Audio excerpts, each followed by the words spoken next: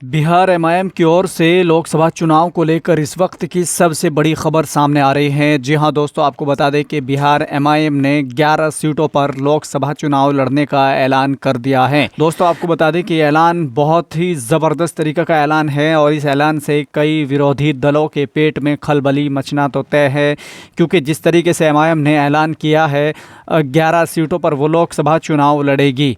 आपको बता दें कि एमआईएम यहाँ पहले एक सीट पर चुनाव लड़ी थी, वो है किशनगंज, लेकिन ये अभी लोकसभा चुनाव के मद्देनज़र ये सस्पेंस बना हुआ था कि इंडिया गठबंधन या बीजेपी विरोधी जो भी गठबंधन बना हुआ है, जो भी अलायंस बना हुआ है, लगातार उनसे बातें चल रही थी, लगातार उनके सामने अपने प्रस्ताव रख रहे थे, लगातार उनसे ये कहा जा रहा था कि हम लोगों को भी इसमें शामिल कर लिया जाए, नहीं तो कल आप हमें ये मत कहना कि हमारी वजह से बीजेपी जीत गई है। अगर यहाँ से 2024 के लोकसभा चुनाव में बीजेपी कामयाब होती है तो इसका ठीकरा हमारे ऊपर ना फोड़ना, इसके लिए हमको जिम्मेदार मत कहना, ये फिर वक्त बताएगा कि इसका जिम्मेदार कौन है। तो आज की इस वीडियो में हम आपको बताएंगे कि आखिर कौन कौन सी वो सीटें हैं जहां पर एमआईएम ने ऐलान कर दिया है कि हम लोग यहां से चुनाव लड़ेंगे। जिस तरीके से एमआईएम ने 11 सीटों का ऐलान किया है और इस ऐलान के बाद से उन तमाम राजनीतिक दलों की धड़कनें जो है वो तेज़ हो गई है, उनकी हार्ट बीट बढ़ना शुरू हो गई है। हालांकि वो इस चीज़ को मानते हैं कि बीजेपी को अगर कोई रोक सकता है तो वो ऑल इंडिया मजलिस इत्तेहादुल मुस्लिमीन ही रोक सकती है।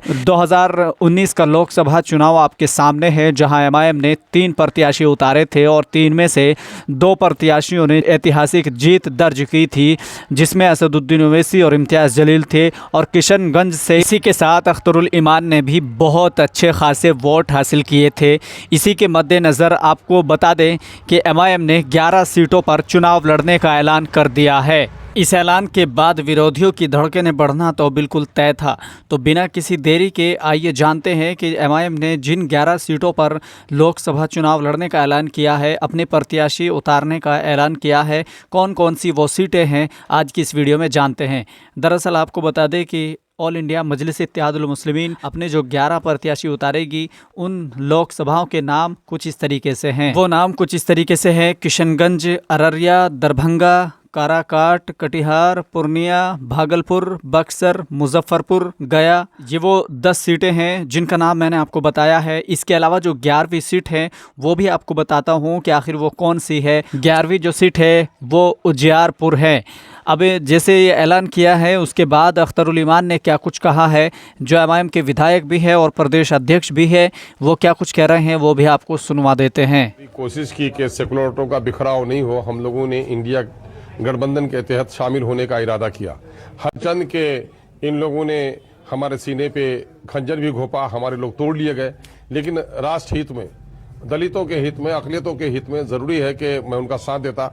हम लोगों ने बड़ी कोशिश की तो हम लोगों ने 11 सीटों पर बिहार में लड़ने का फैसला किया है। 4 सीटें हमारी सीमांचल की, अररिया, पूर्णिया, कटिहार, किशनगंज। यहाँ से मैं घोषित प्रत्याशी भी हूँ। कटिहार से आदिल हसन साहब को इलेक्शन लड़ने का बड़ा दबाव था, उनका नाम पेश किया गया है। और बक्सर से, काराकट से, गया से, मुजफ्फरपुर से, उजियारपुर से, दरभंगा से और भागलपुर से हम लोग इन लगभग 10-11 स्थानों पर हम लोग इलेक्शन लड़ने की पूरी तैयारी कर रहे हैं। और हम लोगों ने जो लोग वहाँ के प्रत्याशी थे उन लोगों को हम लोगों ने हैदराबाद से रब्ता करने के लिए कहा। तो इसका मतलब साफ तौर पर यह दिखाई देता है कि इस बार एमआईएम बिहार इतिहास रचने वाली है और इस बार एमआईएम बिहार में बड़ा खेला करने वाली है। तो बिहार वालों से निवेदन है कि आप एमआईएम के लोगों को, एमआईएम के प्रत्याशियों को कामयाब करें और साथ ही साथ उन लोगों के साथ मेहनत करें ताकि वो तमाम मुस्लिम विरोधी पार्टियाँ, वो तमाम दल जो बीजेपी को हराने का ख्वाब तो दिखाते हैं, सपने तो दिखाते हैं, लेकिन सच्चाई कुछ और होती है। कहीं ना कहीं बीजेपी के साथ अंदरूनी मिले होते हैं। इसका उदाहरण आप देख सकते हैं कि लगातार इस तरह के अपडेट्स आ रही हैं कि कांग्रेस की पूरी टीम बीजेपी में शामिल हो जाती है। तो ऐसे लोगों को इस बार गद्दी से उतार कर फेंकना है और एमआईएम के लोगों को गद्दी पे बिठाने का काम करना है। हमारी इस वीडियो को, हमारी इस मुहिम को बिहार के जन जन तक पहुँचाने का काम ज़रूर करना है। आप इस वीडियो को बहुत ज़्यादा शेयर करें ताकि बिहार के एक एक घर में, एक एक व्यक्ति के पास ये वीडियो पहुंच जाए ताकि वो सच्चाई जान सके और इस बार एमआईएम के साथ खड़े होकर वो अपने इत्तेहाद का सबूत दे सके।